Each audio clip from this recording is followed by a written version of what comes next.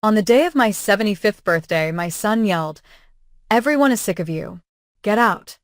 His wife threw my festive cake onto the floor, but what I did next made the guests gasp, and the very next morning, my son's life was reduced to a disaster. Hello, dear listeners. Thank you for joining me. Please subscribe to the channel so you don't miss the next story. And write in the comments what city or country you're listening from. It warms my heart to know how far my words travel. Enjoy the listen. Today, I turned 75. The number felt round, substantial, like an old oak tree. You stand in front of the mirror in the morning, and it stares back at you from the depths, from the wrinkles around your eyes, from the gray at your temples. Was I scared? No, it was more like a quiet bewilderment. Is this really me? Has all of this really happened to me? My small two-bedroom apartment in the city smelled of brown sugar and sweet spices. I'd been busy in the kitchen since dawn baking my signature sweet potato pound cake, the one my mother passed down to me. I baked it when I married my husband, Jabari. I baked it for Kian's first birthday, for all his birthdays, and for his send-off before he left for boot camp. It felt like my entire life was permeated with that warm, sweet aroma. For me, it smelled like home, like love. I ran my hand across the old kitchen tableware. I rolled the cake layers, its smooth surface speckled with fine scratches. Remembered Jabari, young and strong, fixing a broken iron on it, and little Kian building towers out of wooden blocks. Today, the table held only flour and a rolling pin, and my hands weren't as quick as they used to be. The dough was easy to handle, warm and alive as I rolled out a thin circle. Disconnected fragments, not thoughts, played in my head. Kian had called yesterday. "Mom, I need you to bail me out. It's urgent. The car needs a new part, a really critical one." His voice sounded so worried. How could I say no? I withdrew what I had saved for a rainy day, nearly my whole Social Security check, and gave it to him. "Thanks, Mom. You're the best," he'd said, rushing out the door. I sighed then, not out of annoyance, but out of that specific maternal duty. It's like a debt, isn't it? As long as you're alive, you have to help your children. Even if the children are almost 50 and you yourself are left with a couple of crumpled $20 bills until the next check, it's fine. I'm used to living frugally. I can get by on rice and beans. The main thing is that they're okay. One by one, the pound cake layers went into the oven, and the apartment filled with comfort. I looked at the photograph on the wall. Jabari and I, young, standing arm in arm next to the vacation house we were building. He did almost all the work himself. He dreamed that we would live there in retirement, plant roses, and raise our grandkids. He didn't make it. He passed too soon, leaving me to raise a 15-year-old Kian alone. I was a senior design engineer then. I had projects, business trips, and dreams of traveling. I wanted to take a Great Lakes cruise, see Mackinac Island, but I had to give it all up. I had to forget it. I needed to raise my son. I clung to that task like a life raft. My entire life, all my strength, all my unfulfilled dreams, it all went into him, into my boy. And now that boy is almost 50, and I'm still baking him the sweet potato pound cake. We decided to celebrate the birthday at the lake house. The lake house, of course. According to my daughter-in-law, Serafina, my apartment was too tight and dated, like a storage unit. She'd said so, without flinching when I suggested hosting the guests here, looking somewhere past me as she spoke.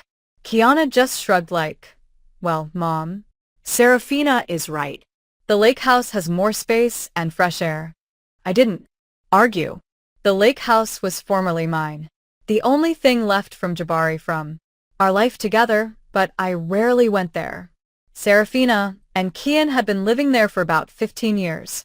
Since they got married, they rebuilt it, furnished it their own way, modern and trendy.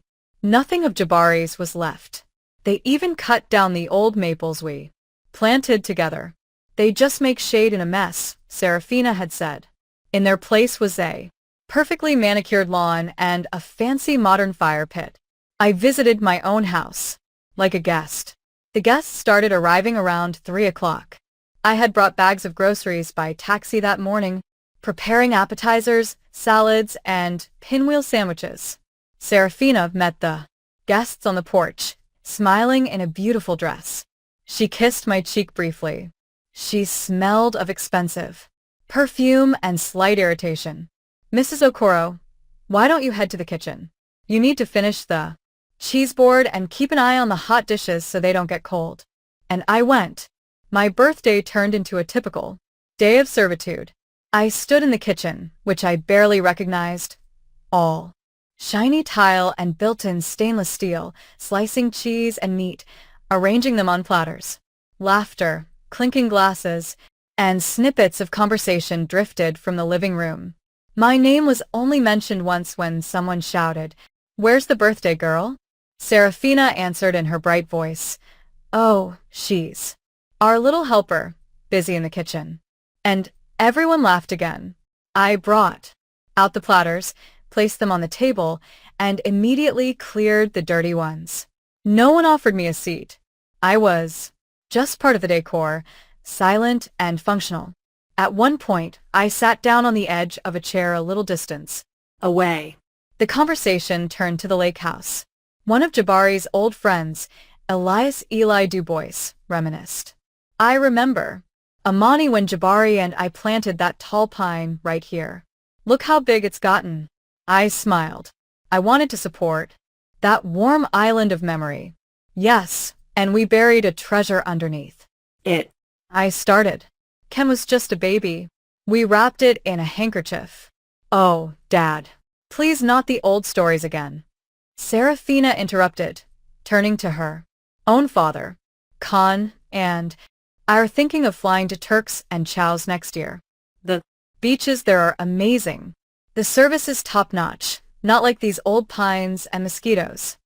The conversation instantly switched to Turks and Chow's, all-inclusive resorts and ticket prices. My buried treasure, a piece of broken glass and 3 marbles and a rusty quarter, was left to lie forgotten in the ground. I felt something cold and heavy sink in my chest. I stood up and silently walked back to the kitchen. I'd rather wash dishes than sit there invisible at my own birthday table. And then came the climax. Time for the cake. My sweet potato pound cake. I had spent half a day on it. The layers were soaked in cream cheese frosting, becoming tender, melting in your mouth. I had topped it with shaved chocolate and pecans, carefully outlining the number 75. I carried it out on the large round platter given to us for our 25th anniversary. I carried it with a final, desperate hope. Here it was, my symbol of love, my main gift. Maybe now. I placed the cake in the center of the table. It looked truly homemade, truly authentic. Oh, Imani Sadia, why would you do that? Serafina's voice rang loudly across the living room, laced with undisguised contempt. We already have a normal store-bought cake from a fancy bakery. No one is going to eat this sad little homemade thing. An awkward silence fell. I felt like I stopped breathing. But then Elias Dubois, my husband's old friend, tried to salvage the moment. Now Serafina, Imani's pound cake. That's the taste of childhood. That's a real tradition. I'll definitely have a slice. Give me 2.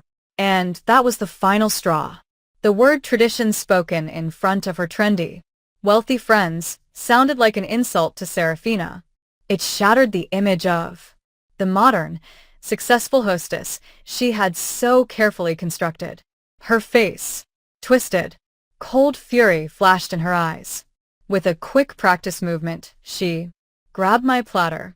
Tradition belongs in a museum, she hissed through clenched teeth. And in front of all the stunned guests, she flipped the platter over, dumping my pound cake, my effort, my love, right into the trash can next to the wall. We're celebrating the future. A deafening absolute silence hung in the room. The only sound was the dull, Wet thump as the cake settled at the bottom of the can. Everyone looked from the trash can to me. I stood there petrified and looked at my son. I waited, hoping he would stand up, say something, stop this nightmare. Kian stood up. His face was scarlet, distorted. He looked at the horror in the guest's eyes, at his wife's triumphant face, and he found a culprit, the most defenseless one. He turned to me, pointing a trembling finger, and yelled so loudly my ears rang. "Look what you did. You've embarrassed us. Everyone is sick of you. You can't behave normally. Get out of here. Get out. I'm telling you, everyone is tired of you." In that moment, something inside me didn't break. No, it just snapped like a thin, overtaut wire that had been vibrating with tension for the last 50 years. It didn't snap with a loud sound. It simply ceased to exist. The ringing in my ears didn't fade. It focused into a single pure high note, and a deep, unsettling stillness descended. It was as if the part of me that had spent its whole life hoping, excusing, forgiving, and waiting for love had just been cut out without anesthetic by a surgeon's single precise motion. I looked at my son's face, contorted by his scream, and I realized this is no longer my cake. This is no longer my lake house, and this is no longer my problem. I nodded once, a tiny, almost imperceptible movement of my head up and down. Agreed. I turned around, not looking back at my son's crimson face or the guest's frozen expressions. I took a step, then another. My legs moved on their own, as if on a long-established but forgotten path. Behind me was a vacuum of silence. I reached the foyer and took my old, light trench coat from the hook. The fingers that were trembling half an hour ago while tying my apron now moved with confident precision, buttoning the coat. 1, 2, 3. Everything in place. I put on my scarf, took my purse. Inside were an empty wallet, the keys to my city apartment, and a handkerchief. That was enough. I didn't turn around. I didn't say a word. I simply opened the front door, stepped into the cool evening air, and quietly closed the door behind me. The click of the lock sounded like a period placed at the end of a very long, very exhausting sentence. I walked toward the bus stop, barely paying attention to the road. Street lights. Snatched out of the darkness a lilac bush, a sagging fence. The world existed, somewhere separate from me. Inside there was only that high pure note. It canceled out all feelings. There was no pain, no hurt, no anger. There was only deafening clarity. A battered old city bus rattled up. I sat by the window on the cold faux leather seat. Outside the glass, the lights of strangers' houses, and the silhouettes of trees drifted by. And in my head, like an accountant closing the year-end books, facts were methodically and dispassionately sorted onto shelves. Not grievances, just facts. Here is fact number 1. My Molly gold pendant, a gift from Jabari for my 30th birthday. Heavy honey-cold gold. I cherished it. About 5 years ago it went missing. I searched the whole apartment, fretted, and even cried secretly. 6 months later, I saw it on Serafina's neck in a vacation photo. She was laughing, her head thrown back, and the sun sparkled on my gold. When I stammered a question, she casually replied, "Oh, I found this at an antique shop." Can you believe it? Almost identical. I knew she was lying, but I kept silent. Fact number 2, the money. How many times had I given them my savings for the down payment on the car, for emergency repairs to the lake house roof, for good tutoring for my granddaughter before college? I lived on yogurt and bread so they could go to Turks and Chows to help the kids. De stress. They never once invited me along. I was useful as an ATM, but not as a family member. I looked at their photos, tanned and happy against the azure sea, and I told myself, the main thing is that they are all right. Fact number 3, the gradual erasure of me. from their lives and from my own house. First, my pictures moved from the living room to the corridor by the guest bathroom. Then my favorite mug, the one I drank tea from when I visited, was accidentally broken. Then Kian less and less often called me Mom, switching to the formal Mrs. Aero, especially in front of Serafina's friends. It was like slowly scrubbing an old inscription, clean to write a new shiny one in its place. The bus jolted over potholes. I looked at my reflection in the dark glass, a tired, elderly woman in a simple coat. And trailing behind this woman was a long train of swallowed words, erased hurts, and one-sided love. A one-way street, and tonight I had reached the end. The gate had dropped. He said, "Get out." A son's wish is law. I would grant his wish, literally. That night, I slept better than I had since my youth, without dreams, without anxious thoughts, without the familiar lump in my throat. It was as if an impossible burden, one I had carried for so long I considered it part of myself, had been lifted from my shoulders. I woke up to bright morning sun streaming through the window, and for the first time in years, the air in the room didn't feel stale with loneliness. It was light. It was full of freedom. I got up, washed my face, and brewed coffee. My movements were unhurried, but full of a new, unfamiliar purpose. I didn't make a plan. I simply knew what needed to be done. From the old wardrobe, I took out a cardboard folder tied with string. It held all of our important documents. Here was the marriage certificate. Here was Jabari's death certificate. And at the very bottom, a thick official document, the deed of title. I ran my finger over the typewritten line. Subject of right, Imani Sadia Okoro. Type of right, sole ownership, the sole owner. I looked at the seal in the corner, and it suddenly reminded me of the blueprints from my past life.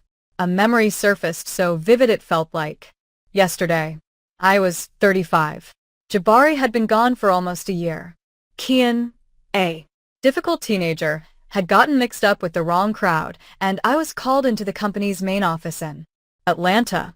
They offered me the head position of the experimental design studio at a major aerospace firm, my own lab, a corporate apartment, completely different prospects. It was a peak I had never dared to dream of. I sat in the high-ceiling office holding the order for my appointment and saw not new machinery, but my son's bewildered face. I thought about how he would be left alone in our two-bedroom apartment, how I would be torn between two cities, and how the lake house, which we had just finished building, would be overgrown with weeds. And I refused. I said, "Thank you. I can't. I have a son." I returned home and poured all of myself, all my unrealized engineering talent into keeping that house, that semblance of stability for him. I sacrificed my career for that lake house. The same lake house I was kicked out of last night. I put the document on the table. The memory didn't cause pain. It was the final missing piece of the mosaic, the last argument for the internal judge. My hand confidently picked up the phone. First, I dialed the number of the real estate agency I had seen in the paper. A cheerful man's voice answered. "Good morning, guarantee. How can I help you?" "Hello," I said. My voice was even and firm. I surprised myself. "My name is Imani Sadia Aero.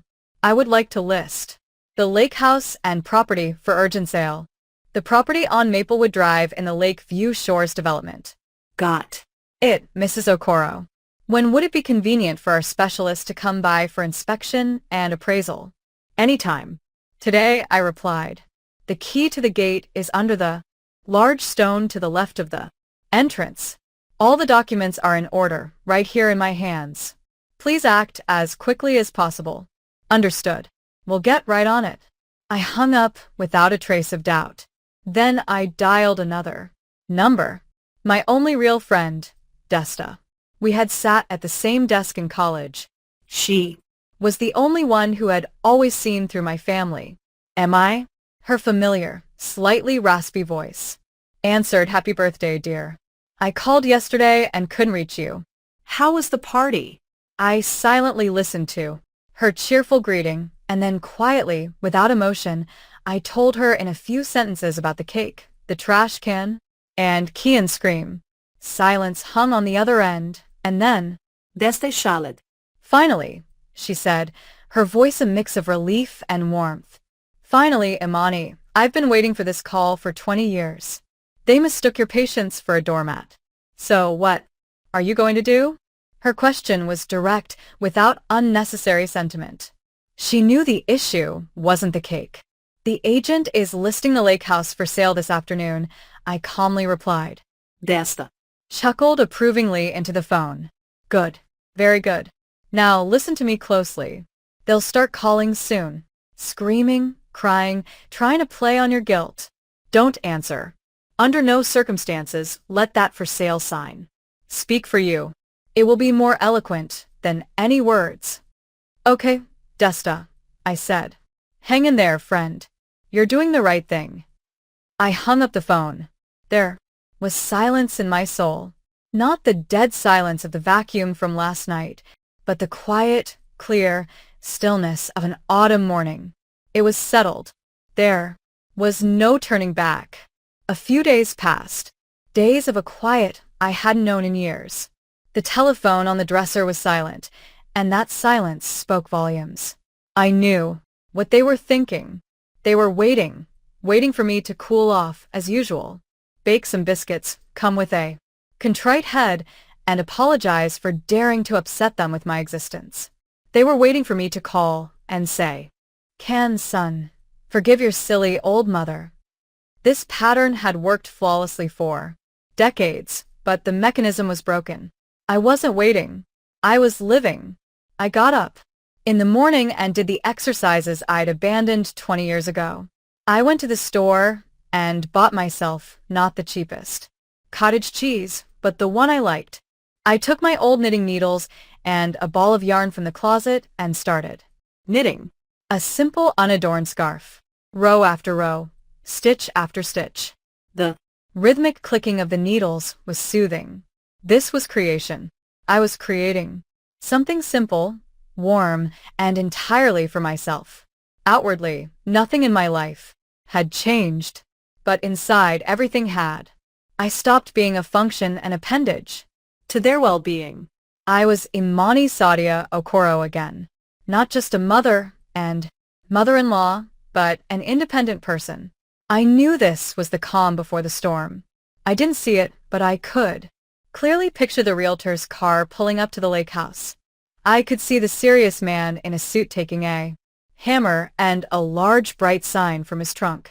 I saw him walking across Serafina's perfect lawn, choosing a spot, and with a few precise hammer blows, driving a post with the word for sale into the earth that belonged to Jabari and me. That sign was my reply, my statement, my farewell. And then, on the third afternoon, the phone exploded. It rang frantically, demandingly, choking on its own shriek. I sat in my armchair and knitted.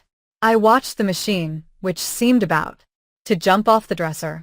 Kian called, then Serafina, then Kian again. I didn't answer.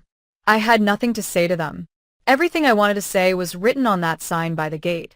They weren't calling to apologize. They were calling to demand an explanation, to put everything back in its place, but the old places no longer existed. By evening, they arrived. I knew they would. I heard the car pull into the driveway, the door slamming, but I didn't get up. I continued knitting row after row, stitch. I didn't hear a knock. I heard a sharp, unpleasant clang in the keyhole. They didn't even knock. They walked into my house with their own key like owners. That was the final touch, definitively confirming the rightness of my decision. The door flew open. They stood on the threshold. Serafina had red splotches on her face and neck. Her eyes shot daggers. Ken was pale, bewildered, his lips trembling. They saw me sitting calmly in the armchair with my knitting, and for a moment they froze. They probably expected to find me in tears, hysterical, but certainly not this picture of domestic peace. Serafina recovered first. She stormed into the room like a fury. Have you lost your mind? Her voice was shrill. What is this? What kind of circus are you pulling? You've decided to ruin us, to throw your own son, your grandchildren, out into the street. I was silent. I just lifted my eyes and looked not at her face, contorted with malice, but right through her. I didn't see rage. I saw primal fear. The fear of losing the beautiful picture she had so long and carefully painted at my expense. Kian Joined in, choosing a different tactic, the soft, manipulative one that had always worked. He came closer, looking into my eyes. Mom, what happened? why? Are you doing this? Are you punishing us for the cake? Mom, I'm sorry. Serafina got carried away. But this is our home. Our shared home, the home of our children. Where will we go? The word "our" sounded especially hollow. In the silent room. Our home where I was relegated to the role of cook, where I was a source of shame, where my effort and my love were tossed into the trash. I let them talk themselves out. I Allowed their shouts and pleas to hang in the air and die. I looked at my son, at his desperate face, and for the first time, I felt no pang of pity. Maternal love, it seemed, had drained out of me. To the very last drop that night on that birthday. Only cold, crystalline clarity remained. When they fell silent, exhausted, I placed my knitting on the small side table neatly, without dropping a single stitch, and only then did I answer. My voice was quiet, but in the ringing silence of the apartment, it sounded like the blow of a hammer. This is not your home. They both flinched. This is my property, I continued just as evenly, looking Kian straight in the eye. A house you have lived in for free for 15 years. I never asked you for rent. I never asked you for money for the taxes. I only ever gave. But I'm your son. You're my mother. Kian stammered. This was his last trump card thrown onto the table. I slightly inclined my head. My gaze, I knew, was unfamiliar to him. It contained none of the maternal warmth he was accustomed to. The mother everyone is sick of, I said, quoting his own words. The mother who embarrasses you. The mother who should get out. Remember, Kian, you asked me to leave. He recoiled as if I had struck him. And I am finally granting your request, I said, and my voice, perhaps for the first time in my life, acquired the hardness of steel. I am leaving completely. You see, my old-fashioned cake, my old lake house, my savings, all of these are parts of me. They are all connected to me. And since you don't need me, you won't get any of it. They stared at me like I was a ghost. They couldn't believe these words were coming from their quiet, compliant, always available mother and mother-in-law. Serafina opened her mouth to shout something, but no words came out. Kian Just stood there silently, gulping air. I stood up from the armchair. The decision has been made. The agent has all the instructions. He is already looking for buyers. You will need to provide access for showings. You have 30 days to find yourselves a new place to live and move your things out. I said this and knew I had nothing more to add. Everything had been said. I walked past them to the window and looked out into the yard at the old bench where I once sat with Jabari. I didn't look at them, but I felt their world crumbling. A world built on someone else's foundation. My real world was just beginning to be built. They left, leaving behind a heavy residue of confusion and anger in the air of my apartment. I felt nothing but silence. I walked over to the phone and pulled the cord out of the wall. No more calls, no more screaming, no more accusations. Everything that needed to be said, I had said. Everything that needed to be done, I had done. The following weeks were strange. The echoes of their crumbling world reached me like a distant sound. A couple of times, Serafina's frightened mother called, incoherently, begging me to reconsider and have mercy on the children. I politely replied that I had had mercy on them all my life, and now it was time for them to take care of themselves. After the second such call, I stopped, answering her too. One day, Desta called. Her voice was sympathetic, but without a hint of judgment. I saw Serafina at the county health clinic yesterday, she said. She doesn't exactly look like the queen of Turks and chows. She's aged 10 years. They say they moved out and found some rundown two-bedroom rental across the county line. Kian took a second job stocking shelves at night, and she's running around to interviews, but after 15 years of being a house manager, no one's really hiring her. They're fighting terribly, they say. I listened, and I felt neither schadenfreude nor satisfaction. There was only a feeling of inevitability. It was like watching an autumn leaf break from a branch and fall to the ground. Its flight might be long or short, but the ending is foretold. They detached themselves from the branch that nourished them. I wasn't the cause of their fall. I was merely a condition that they had stopped fulfilling. The lake house sold surprisingly fast. Buyers were found almost immediately. A young family who, according to the realtor, fell in love with the place at first sight.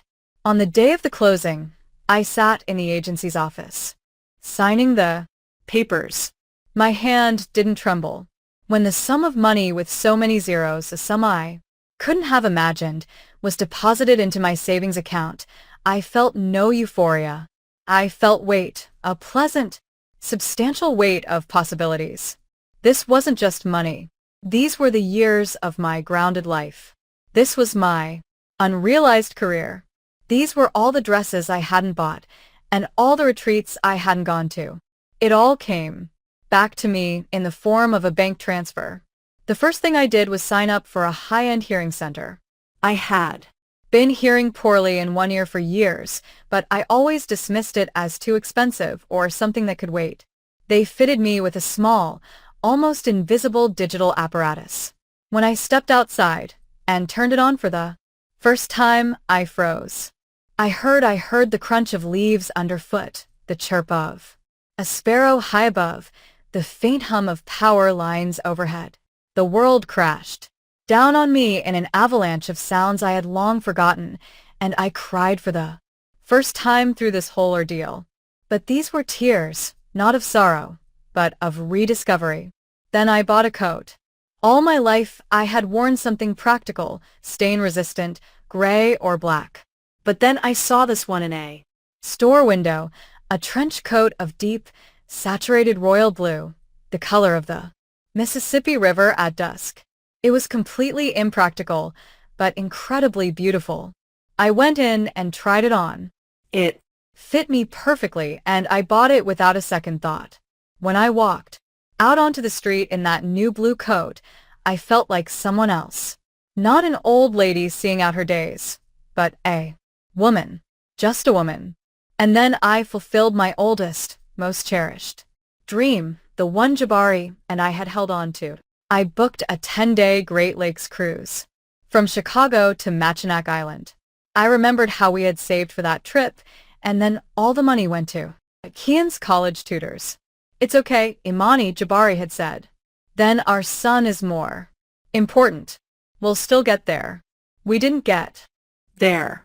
And before leaving, I did one more thing. I found the number for a community college online and signed up for an introductory course in textile design boutique.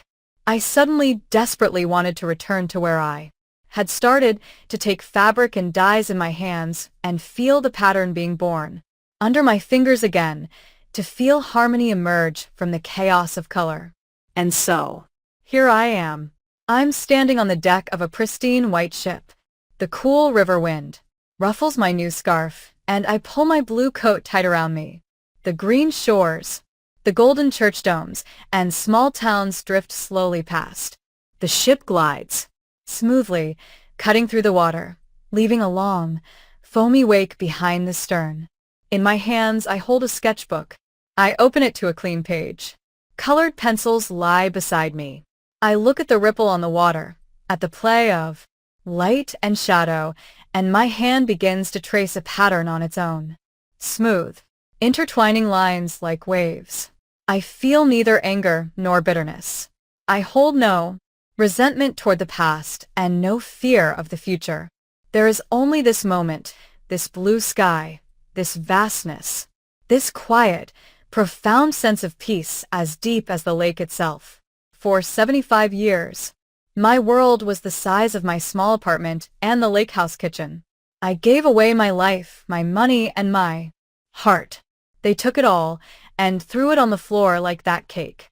But on those ruins, I didn't try to restore the old Life. I simply walked away and began to build a new one, and it is all mine. Thank you for staying with me until the very end. If this story touched you, please give it a like and write in the comments if you or your loved ones have ever faced similar disrespect.